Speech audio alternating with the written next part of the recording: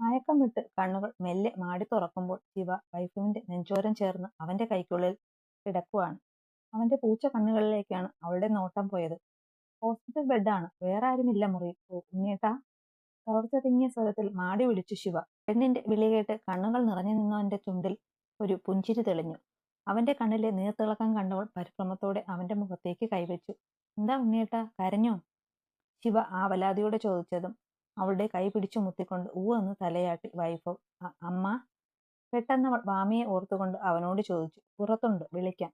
പക്ഷേ അതിനു മുന്നേ വേറൊരാൾ എത്തിയിട്ടുണ്ട് പെണ്ണെ, അതറിയണ്ടേ നിനക്ക്? തന്നിലേക്ക് തന്നെ കണ്ണുനട്ട് നോക്കുന്നവളുടെ മുഖത്ത് ഒന്ന് മൂക്കിൻ തുമ്പിനാൽ ഉരസി പതിഞ്ഞ സ്വരത്തിൽ പറഞ്ഞു വൈഭവ്. ശിവ എന്താ എന്ന ഭാവത്തിൽ അവനെ വീണ്ടും നോക്കി. അടുത്ത നിമിഷം വൈഭവിന്റെ ചുണ്ടുകൾ ശിവയുടെ നെറ്റിയിൽ പതിഞ്ഞു. ആഴത്തിൽ തൊടും പോലെ അത്രയും അഗാധമായ ഒരു ചുംബനം. കണ്ണുകൾ കൂമ്പിയടച്ച് ഒരു തുള്ളി കണ്ണുനീർ പൊഴിച്ചു അത് സ്വീകരിച്ചു ശിവ. ആമി. നേർത്ത സ്വരത്തിൽ അവൻ വീണ്ടും വിളിച്ചതും അവനെ കേൾക്കാൻ കാതോർക്കും പോലെ നോക്കി ശിവ. പെണ്ണിന്റെ നോട്ടം ഒരു ചിരിയോടെ കണ്ടുകൊണ്ട് അവളെ ഒന്നുകൂടെ തന്നിലേക്ക് ചേർത്തു പിടിച്ചു. പതിയെ അരുമയായി അവളുടെ ചെവിയിൽ ചുണ്ട് ചേർത്തു. Congratulations to be. ആർദ്രമായി വൈഫോ പറഞ്ഞ വാക്കുകൾ ഞെട്ടലോടെ കേട്ടു ശിവ. അപ്പോഴേക്കും അവന്റെ വലതു കൈ അവളുടെ ഉദരത്തിലെത്തിയിരുന്നു. നിന്റെ തെമ്മാടി ഡോക്ടറുടെ junior version is on the way baby. നിശ്വാസത്തോടെ അത്രമേൽ പ്രണയത്തോടെ വൈഭവ് ശിവയോട് പറഞ്ഞു. ഞെട്ടിപ്പോയ പെണ്ണിന്റെ കൈകൾ യാന്ത്രികമായി അവളുടെ ഉദരത്തെ തേടിപ്പോയി. ഒരു ജീവൻ മുളപ്പെട്ടിരിക്കുന്നു. തന്റെ ഡോക്ടറുടെ രക്തം, തങ്ങളുടെ പ്രണയം. കണ്ണുകൾ നിറഞ്ഞൊഴുകി. കൈകൾ വയറിനു മേലെ തലോടുമ്പോൾ ഉള്ളിലെ ജീവനെ ആദ്യമായി തലോടുകയായിരുന്നു ശിവ. അടുത്ത നിമിഷം ആ കിടപ്പിൽ തന്നെ വൈഭവിനെ ഇരു കൈകൾ കൊണ്ടും പൂണ്ടടക്കം കെട്ടിപ്പിടിച്ചു ശിവ. നമ്മുടെ വാവ. അവനെ മുറുകെ പിടിച്ച് ഉറക്കെ കരഞ്ഞവൾ. വൈഫുവിന്റെ പൂച്ച കണ്ണുകളിൽ ആനന്ദ നീർത്തിളക്കം തുടിക്കുമായിരുന്നു. സന്തോഷമോ സങ്കടമോ എന്ന് തിരിച്ചറിയാനാവുന്നുണ്ടായിരുന്നില്ല ഇരുവർക്കും. തന്റെ കുഞ്ഞ് ഈ ലോകത്തേക്ക് വരവറിയിച്ചു അമ്മ. താനൊരു അമ്മയായി. വെമ്പലോട് ശിവയുടെ ഉള്ളു തുടിച്ചുകൊണ്ടേയിരുന്നു. വൈഭവിന്റെ നെഞ്ചിലേക്ക് മുഖം പൂഴ്ത്തിയിരുന്നവൾ പെട്ടെന്ന് കണ്ണുകൾ ആഞ്ഞു തുറന്നു. തന്റെ അമ്മ. ചുവന്ന രക്തവർണ്ണമായ അവളുടെ കണ്ണുകളിലേക്ക് കഴിഞ്ഞു പോയതൊക്കെ ഓടിയെത്തി. അച്ഛന്റെ വാക്കുകൾ, തന്റെ അമ്മയുടെ കണ്ണുനീർ, ജന്മം തന്ന പിതാവിന്റെ മരണം. അങ്ങനെയല്ല. ഡോക്ടറെ. പെട്ടെന്ന് ശിവ വിളിച്ചു. വൈഭവ് അവളുടെ മുഖത്തേക്ക് നോക്കി. അവളുടെ വിളിയിലെ പെട്ടെന്നുള്ള ആ മാറ്റം, ആ വിളിയുടെ അർത്ഥം വൈഭവിന് ഊഹിക്കാമായിരുന്നു. ഞാൻ മാണിക്യമംഗലത്തെ വാമികയുടെ മകളാണെന്ന് ഡോക്ടർക്ക് നേരത്തെ അറിയാമായിരുന്നു അല്ലേ? നിറഞ്ഞ കണ്ണുകൾ കൊണ്ട് കത്തുന്ന നോട്ടത്തിൽ ശിവ ചോദിച്ചു. അവളുടെ ചോദ്യത്തിൽ ഉത്തരമായിട്ട് വൈഭവ് തല ആട്ടി ഒന്നമർത്തി മൂളി. ശിവയ്ക്ക് സഹിക്കാനായില്ല. അവളുടെ കൈകൾ പെടുന്നതിനെ വൈഭവിൽ നിന്ന് വേർപെട്ടു. അപ്പോ എൻ്റെ അച്ഛനെ നിങ്ങളുടെ വീട്ടിലുള്ളവരാണ് കൊന്നതെന്നും നിങ്ങൾക്ക് നേരത്തെ അറിയാമായിരുന്നു അല്ലേ? നിറഞ്ഞ ചുവന്ന മിഴികളാൽ വിറയ്ക്കുന്ന മുഖത്തോടെ അവൾ ചോദിക്കുമ്പോൾ അവന് കള്ളം പറയാനായില്ല. അതേന്ന് തലയാട്ടി. വൈഭവിന്റെ മുഖം മാത്രം നിറഞ്ഞു നിന്ന ശിവയുടെ കണ്ണുകളിൽ തീ ആളി. കോപം കൊണ്ട് അത് ജ്വലിച്ചു. അടുത്ത നിമിഷം അവനെ തന്നിൽ നിന്ന് തള്ളി മാറ്റി പിന്തിരിഞ്ഞു മാറി ബെഡിലേക്ക് കിടന്നു. എനിക്കെന്റെ അമ്മയെ വേണം. കടുപ്പം നിറഞ്ഞ സ്വരത്തിൽ അവനെ നോക്കാതെ തന്നെ അത്രമാത്രം പറഞ്ഞു ശിവ. വൈഫുവിന്റെ ചുണ്ടിന്റെ സൈഡിൽ ഒരു ചിരി മിന്നി. പ്രതീക്ഷിച്ചതാണിത്. അതുകൊണ്ട് തന്നെ വലിയൊരു അമ്പരപ്പ് അവനുണ്ടായില്ല. ഇപ്പോ അവളോട് എന്തു പറഞ്ഞാലും അത് പെണ്ണിന്റെ ഉള്ളിലെ കോപത്തെ കൂട്ടുകയേ ഉള്ളൂ എന്ന് അറിയാവുന്നത് കൊണ്ട് അവൻ പിന്നൊന്നും മിണ്ടാതെ പയ്യെ ബെഡിൽ നിന്ന് എഴുന്നേറ്റ് റൂമിന് വെളിയിലേക്ക് നടന്നു. ശിവ കിടക്കുന്ന റൂമിന് പുറത്ത് സേതുവും അനിതയും ഒഴികെ ബാക്കി എല്ലാവരും ഉണ്ടായിരുന്നു. അപ്പമ്മ നല്ല ഉറക്കമായിരുന്നു. സെഡേഷൻ കൊടുത്തു മയങ്ങുവാണെന്ന് ഡോക്ടർ പറഞ്ഞതുകൊണ്ട് ഞാനും സുധാമയും അരികത്തന്നെ ഉണ്ടായിരുന്നു. പെട്ടെന്ന് അപ്പമ്മ ഏട്ടാ എന്നും വിളിച്ച് ചാടി എഴുന്നേറ്റത് ഞങ്ങൾ പേടിച്ചുപോയി. സുധാമ അടുത്തിരുന്ന് എന്തൊക്കെയോ പറഞ്ഞു. അപ്പമ്മ സമാധാനിപ്പിക്കാൻ നോക്കി. അപ്പോഴാ സേതുവേട്ടനെ കാണണമെന്ന് അപ്പമ്മ പറഞ്ഞേ.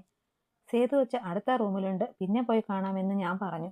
പക്ഷേ അപ്പോഴേക്കും അപ്പമ്മ എഴുന്നേറ്റ് മുറിക്ക് പുറത്തേക്ക് ഇറങ്ങി ഓടി. പിറകെ ഞങ്ങളും. അങ്ങനെയാ സേതു വെച്ച് കിടക്കുന്ന റൂമിൽ ഞങ്ങൾ വന്നതും എല്ലാം കേട്ടതുമൊക്കെ. അനിയോടും ചിത്തുവിനോടുമായി പറഞ്ഞു നിർത്തുമ്പോൾ അപ്പുവിന്റെ നോട്ടം പോയത് അവിടെ സൗദാമിനിയുടെ തോളിൽ തലചായ്ച്ചു ചേറിലിരിക്കുന്ന വാമികയിലേക്ക്. പെട്ടെന്ന് വൈഭവ് മുറിക്ക് പുറത്തേക്ക് വന്നു. വൈഭവേട്ട, എന്റെ ശിവ, എന്താ അവൾക്ക്? അവനെ കണ്ടപാടെ വെമ്പലോടെ തിരക്കി ചിത്തു.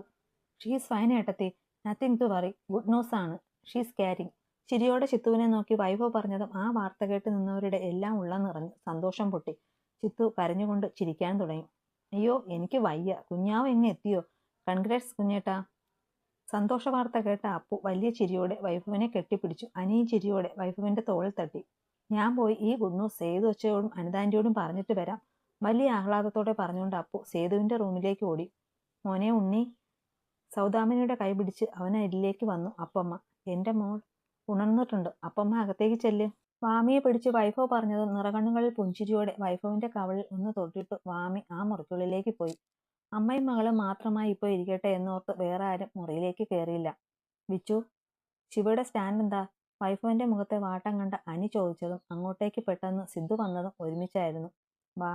അനിയെയും സിദ്ധുവിനെയും ഗൗരവത്തിലൊന്ന് നോക്കി കടുപ്പിച്ച ശബ്ദത്തിൽ വിളിച്ചുകൊണ്ട് വൈഭവ് അവിടുന്ന് മാറിയതും സിദ്ധുവും അനിയും അവന് പുറകെ ചെന്നു. അവര് പോകുന്നത് ഒരു നെടുവീർപ്പോടെ നോക്കി ചിത്തുവും സൗദാമിനിയും നിന്നു.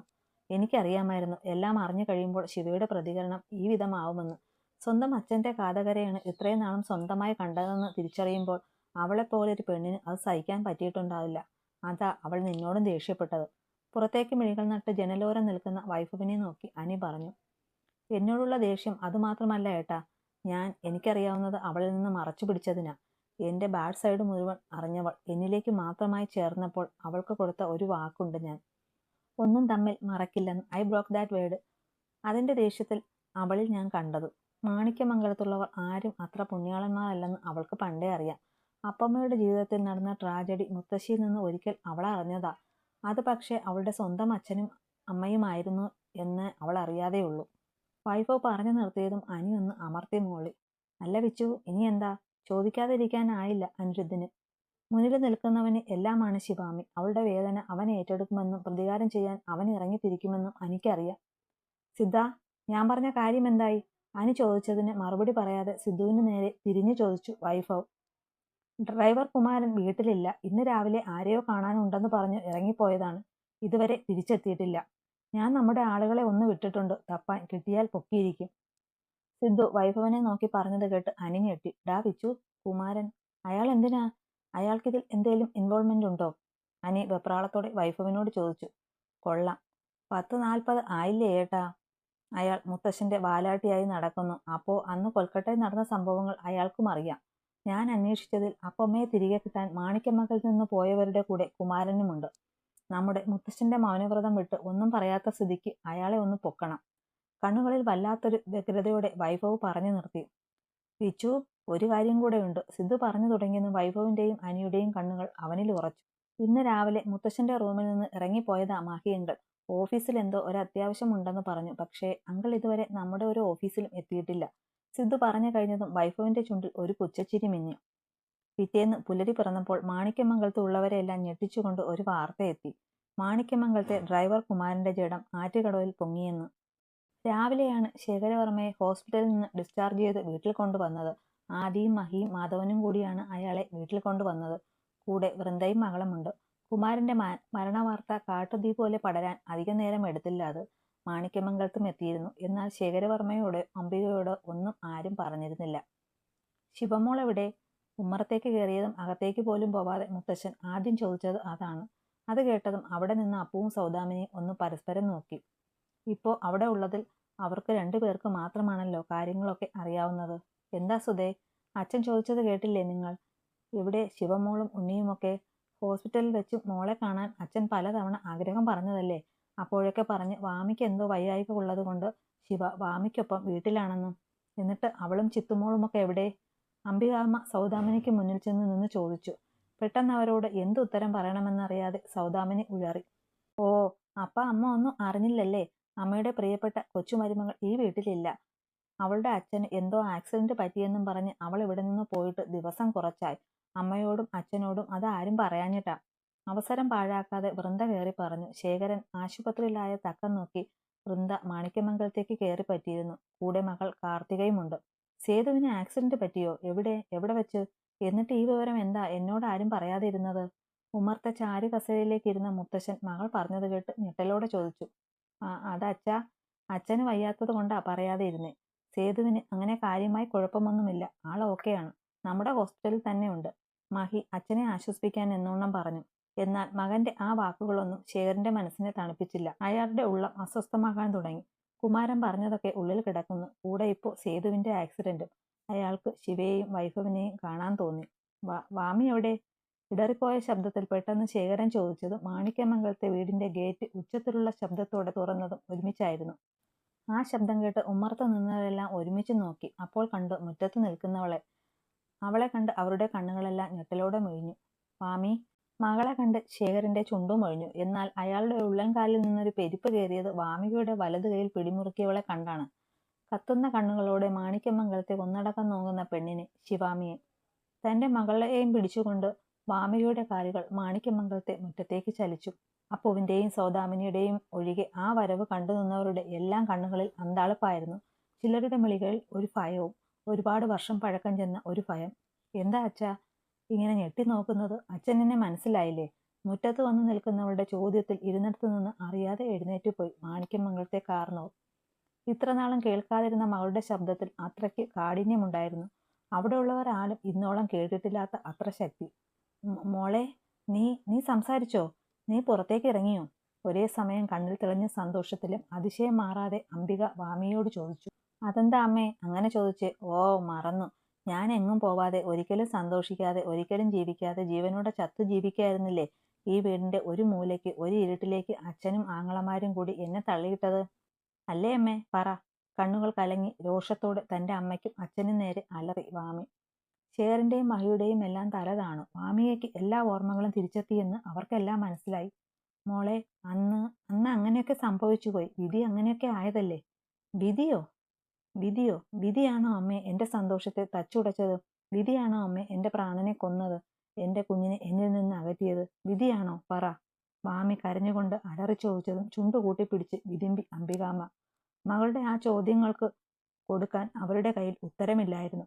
വാമിയുടെ നിറകണ്ണുകൾ അമ്മയിൽ നിന്നും അച്ഛനിലേക്ക് ചലിച്ചു. അച്ഛാ, അവൾ വിളിച്ചതും തല ഉയർത്തി അയാൾ മകളെ നോക്കി. തന്റെ കുഞ്ഞെവിടെ? വിറയ്ക്കുന്ന മുഖത്തോടെ ചുവന്ന കണ്ണുകളുമായി അവൾ ചോദിച്ചു. ശേഖരന്റെ നോട്ടം ഒരു നിമിഷത്തേക്ക് വാമിക്ക് അടുത്ത് നിൽക്കുന്നവളിലേക്ക് പാറി. അമ്മയേക്കാൾ ഉപരി തീ പാറുന്ന കണ്ണുകളുമായി തന്നെ നോക്കുന്ന പെണ്ണിനെയാണ് കണ്ടത്. ആ നോട്ടം താങ്ങാൻ കഴിയാതെ അയാളുടെ കണ്ണുകൾ പിടഞ്ഞു. മോളെ, നീ എന്തൊക്കെയായി ചോദിക്കുന്നേ? നിന്റെ കുഞ്ഞു പോയി മോളെ. ആ കുഞ്ഞ് മരിച്ചു വേണ്ട, മിണ്ടണ്ട. ഞാൻ ചോദിച്ചത് അമ്മയോടല്ല, എനിക്ക് ജന്മം തന്ന ആളോടാ. അംബികാമ്മ പറഞ്ഞു തുടങ്ങിയതും കൈ ഉയർത്തി അവരെ തടഞ്ഞു വാമിക. മകളുടെ ആ വാക്കുകളിൽ തറഞ്ഞുപോയി അംബികാമ്മ. പറയച്ച, പേറ്റുനോവ് അറിഞ്ഞ് ആ രാത്രിയിൽ ഞാൻ എൻ്റെ കുഞ്ഞിനെ ചോദിച്ചപ്പോൾ അച്ഛൻ എന്താ പറഞ്ഞേ? എൻ്റെ മോൾ മരിച്ചുപോയെന്ന് അല്ലേ? അപ്പോൾ എൻ്റെ അരികെ ഈ നിൽക്കുന്നത് ആരാ? ശിവയെ തൻ്റെ മുന്നിലേക്ക് വലിച്ചു നിർത്തി വാമി ശേഖരനോട് അലറി. ഇതെല്ലാം കേട്ടുനിന്ന വൃന്ദയ്ക്ക് ഉള്ളൊന്ന് കാളി. ശിവാമി വാമികയുടെ മകളോ? അങ്ങനെയാണെങ്കിൽ വൈഫുവിന്റെ ഭാര്യ എന്നതിലുപരി ഒരവകാശം കൂടി അവൾക്ക് ഇവിടെ ലഭിക്കില്ലേ? ഓർത്തതും വൃന്ദയ്ക്ക് ടെൻഷൻ കയറി. വാമി, നീ ഇതെന്തൊക്കെയായി പറയുന്നേ? എന്ത് ഭ്രാന്തായത്? വിറങ്ങലിച്ചു നിൽക്കുന്ന അച്ഛന്റെ മുന്നിലേക്ക് വന്നു നിന്ന് വാമികയോട് അത് ചോദിച്ചത് മഹേന്ദ്രനായിരുന്നു. അതെ, ഭ്രാന്തായി എനിക്ക്. എന്നെ ഭ്രാന്തിയാക്കി മുദ്ര കുത്തിയത് ഏട്ടൻ തന്നെയല്ലേ? വാമിക മൈക്ക് നേരെ നിന്നു. ആരും അറിയാതെ, ആരോടും ഒന്നിനും വരാതെ പോയതല്ലേ ഞങ്ങൾ. എന്റെ ശിവേട്ടനുമായി സന്തോഷത്തോടെ ജീവിച്ചു തുടങ്ങിയിടത്തേക്ക് എന്തിനാ ഏട്ടാ വന്നേ? മാഹിയുടെ ഷർട്ടിൽ പിടിച്ച് അലറി വാമി. കരയുകയായിരുന്നു അവൾ. മാഹി കണ്ണുകൾ നിറഞ്ഞുപോയി. മോളെ, അന്ന് അത് വേണമെന്ന് വെച്ചതല്ല, ശരിക്കും സംഭവിച്ചതൊക്കെ ഒരു ആക്സിഡന്റ് ആയിരുന്നു. അല്ലാതെ നിന്നോടാരും ഒന്നും ചെയ്തിട്ടില്ല. നിന്റെ കുഞ്ഞു മരിച്ചു പോയതാണ്. മാധവനും കൂടി മുന്നോട്ട് വന്ന് സൗമ്യമായി സംസാരിച്ചു വാമിയെ ബോധ്യപ്പെടുത്താൻ നോക്കി. ഏട്ടൻ പറഞ്ഞതാ വാമി ശരി. ഈ നിൽക്കുന്ന ശിവാമി സേതുമാധവന്റെ മകളാണ്, അല്ലാതെ നിന്റെ മോളല്ല. നിനക്ക് ശിവാമിയോടുള്ള സ്നേഹക്കൂടുതൽ കൊണ്ട് അങ്ങനെ തോന്നുന്നതാണ്. നിന്റെ കുഞ്ഞു മരിച്ചത് ഞാൻ കണ്ടതാ. അപ്പോ 23 വർഷങ്ങൾക്ക് മുമ്പേ ഒരു രാത്രിയിൽ നിങ്ങളൊക്കെ കൂടി അമ്മയുടെ ഭർത്താവ് ശിവദാസ് എന്നെ ഏൽപ്പിച്ച ഏത് കുഞ്ഞാ മഹേന്ദ്ര? ഇടിമുഴക്കം പോലെ ഉച്ചത്തിലുള്ള ശബ്ദം അവിടെ മുഴങ്ങി. അതിനുടമയെ നോക്കിയവർക്ക് മുന്നിലേക്ക് അനിതയുടെ കയ്യിൽ പിടിച്ചു പതിയെ സേതു എത്തിയിരുന്നു. പറ മഹേന്ദ്ര, നിങ്ങളൊക്കെ കൂടിക്കൊണ്ട് കുഴിച്ചു മൂടിയിടാൻ ഒരു നഴ്സിന്റെ കയ്യിൽ കൊടുത്തു വിട്ടില്ലേ ഒരു കുഞ്ഞ്? എവിടെ? മഹേന്ദ്രന്റെ മുന്നിൽ വന്നു നിന്ന് സേതു ചോദിച്ചത് ഞെട്ടൽ മാറാതെ അയാളുടെ മിഴികൾ തന്റെ അച്ഛനെ തേടിപ്പോയി. അവിടെ ഇപ്പോഴും മൗനമാണ്. എന്താ എന്താ നിങ്ങൾ എല്ലാവരും ഇവിടെ പറയുന്നേ? ഒന്ന് തെളിച്ചു പറ. ശിവാമി ആരാ? എന്റെ മകളാമേ. ഞാൻ നൊന്ത് പ്രസവിച്ച എന്റെ മോളാ ശിവാമി. അംബികാമ്മ മുന്നോട്ട് വന്ന് ചോദിച്ചതും ശിവയെ ചേർത്ത് പിടിച്ചു പറഞ്ഞു വാമി. ആ വാക്കുകൾ ഇടുത്തീ കണക്കെ അവിടെ ഉള്ളവരുടെ എല്ലാം കാതിൽ മുഴങ്ങി. അവിടെ നിന്ന് ആദി അവിശ്വസനീയമായ കണ്ണുകളോടെ അപ്പുവിനെ നോക്കി. അവൾ തലയാട്ടി ആണ് എന്ന് അവനെ കാണിച്ചു. സത്യമാണോ? വിറച്ചു വിറച്ചു അംബികാമ്മ ചോദിക്കുമ്പോൾ അവർ വാമിയെയും ശിവയെയും മാറി മാറി നോക്കി. സത്യമാണ്. ഈ വീട്ടിലെ കാർന്നോരും ആൺമക്കളും കൂടി ഒരു രാത്രി ഇല്ലാതാക്കാൻ നോക്കിയ കുഞ്ഞ് എന്റെ മോള് അല്ലെന്ന് അംബികാമ്മ തന്നെ ചോദിച്ചു നോക്ക്. സേതു ശേഖരന് നേരെ വിരൽ ചൂണ്ടി അംബികാമ്മയോട് പറഞ്ഞതും അംബികാമ്മ തല കുമ്പിട്ടിരിക്കുന്ന ഭർത്താവിനെ ഒന്ന് നോക്കി. സേതുമാധവ, മകളെ കെട്ടിച്ചുവിട്ട ഈ വീട്ടിൽ നിങ്ങൾക്ക് ഒരു സ്ഥാനം തന്നിട്ടുണ്ടെന്ന് കരുതി കണ്ട അനാവശ്യം വിളിച്ചു പറയരുത്. ഈ നിൽക്കുന്ന എന്റെ അനിയത്തിക്ക് ഒരു പ്രേമമുണ്ടെന്നല്ലാതെ അവൾക്കൊരു കൊച്ചുമില്ല, കുടുംബവുമില്ല. തന്റെ മകൾ എവിടെ നിന്ന് വന്നതാണെന്ന് തനിക്ക് അറിയില്ലെങ്കിൽ അത് അന്വേഷിച്ച് വരേണ്ട സ്ഥലമല്ല മാണിക്യമംഗലം. ഏതവൾക്കെങ്കിലും പിഴച്ചുണ്ടായതിനെ ഇവിടുത്തെ ആക്കണ്ട. കിട്ടിയ അവസരം മുതലെടുത്തതുപോലെ വൃന്ദ സേതുവിന് നേരെ ചീറിയതും ഏയ്. അത്രയും നേരം മൗനമായി നിന്ന ശിവ ചുവന്നു കയറിയ കത്തുന്ന കണ്ണുകളോടെ അവർക്ക് നേരെ ആക്രോശിച്ചുകൊണ്ട് തന്റെ വലത് കൈ പൊക്കിയതും വൃന്ദയുടെ കരണത്ത് ആഞ്ഞ ഒരടി വീണിരുന്നു. കിട്ടിയ അടിയുടെ ആഘാതത്തിൽ കവിൾ ഒരു വശത്തേക്ക് പോയ വൃന്ദ കവിളിൽ കൈവച്ച് നോക്കി അതും കണ്ടത് ദേഷ്യം കൊണ്ട് വിറയ്ക്കുന്ന മുഖത്തോട് തനിക്ക് മുന്നിൽ നിൽക്കുന്ന അച്ഛനെയാണ്. ആരെയാടി നീ പിഴച്ചവളെന്ന് വിളിക്കുന്നത്? ഇവിടെ നിന്ന് ഇങ്ങനെ പ്രസംഗിക്കുന്ന നിന്നെക്കാളും അവകാശമുണ്ടടി ശിവാമി മോൾക്ക്. അവൾ ഇവിടുത്തെ ചോരയാ. മാണിക്യമംഗലത്തെ വാമികയ്ക്കും ശിവദാസനും ജനിച്ച മകൾ, എന്റെ കൊച്ചുമകൾ. ഇടർന്നെങ്കിലും ഉച്ചത്തിൽ ഉറക്കെ അയാൾ അലറി കേട്ടുനിന്നവരുടെ എല്ലാം ഉള്ളിൽ തടഞ്ഞു കേൾക്കും വിധം. സേതുവിന്റെ ചുണ്ടിൽ ഒരു വിജയച്ചിരി നിറഞ്ഞെങ്കിലും ശിവയിൽ പുച്ഛമായിരുന്നു. അംബികാമ്മയുടെ കാലുകൾ വിറകൊണ്ടു. ശരീരം തളർന്നു പോകുന്ന പോലെ അവർ പിന്നിലേക്ക് കാലിടറിയതും അപ്പവും സൗദാമിനിയും കൂടി അവരെ താങ്ങി സോപാനത്തിലിരുത്തി. ശേഖരവർമ്മ ശിവയെ നോക്കി. അവൾക്ക് മുന്നിലേക്ക് തന്റെ വിറയ്ക്കുന്ന കൈകളെ കൂപ്പി. അടുത്ത നിമിഷം അവിടെ ഒരു കൈയടി ഉയർന്നു. കൊള്ളാം, വളരെ വളരെ നന്നായിരിക്കുന്നു. ഒരിക്കൽ കൊള്ളാൻ പിടിച്ച കൈ കൊണ്ട് ഇപ്പോ കൈ കൂപ്പുന്നു. ഇപ്പൊ എവിടെ പോയി നിങ്ങൾ മാണിക്യമംഗലത്തുകാരുടെ അഭിമാനം? എവിടെ പോയി നിങ്ങളുടെ ആഠ്യത്വം? മുഖത്തെ വേദനയ്ക്കും ദേഷ്യത്തിനുപരി തികച്ചും പുച്ഛത്തോടെ ശിവ ചോദിച്ചതും ശേഖരവർമ്മയുടെ ശിരസ് താണുപോയി. ചെയ്ത പാപം. അതാണ് തനിക്ക് മുന്നിൽ പത്തി വിടർത്തി നിൽക്കുന്നത്, ഒരു സംഹാര രൂപിണിയായ ദുർഗയെ പോലെ.